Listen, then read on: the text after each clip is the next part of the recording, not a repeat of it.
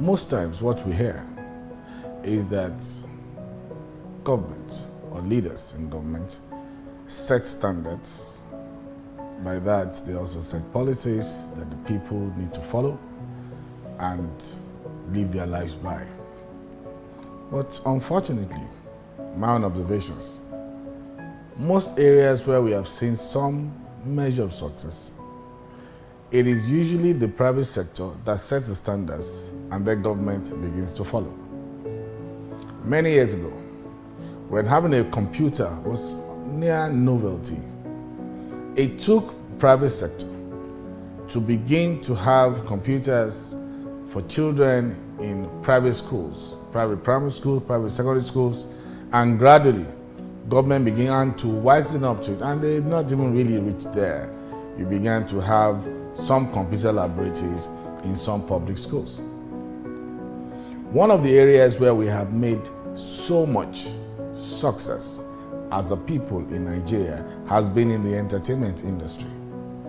In that industry, the citizens, the private citizens have led the way, leaving government behind, and our government is trying to think of how to be relevant to be useful to the people in that industry. The same way in music it is in Nollywood. Apart from what Nigerians say that the green passport has been unkind to them, because sometimes they travel and because they have the green passport, people have treated them badly at immigration points. That has not been my experience.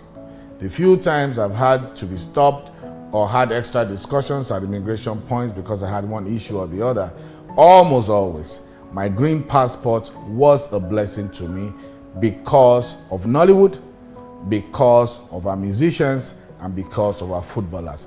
Those have been my personal experiences. Where am I driving at in all this?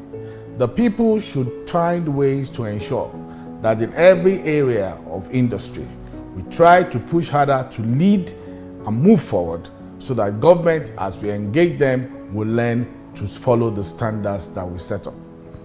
Growing up in university, one of the things we believed was that those who were in sciences were smarter and bigger brained, if I may say that, than those who were in the arts.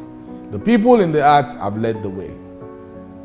Musicians, people in Nollywood have taken their business beyond the shores of this country to international level. Can I throw out a challenge to those of us who are in health, those of us who are scientists, that it is time to try and move beyond the real excuses, the real impediments, yes, that are available in our country, that is also available to people in other areas, in other industries, and try to move forward.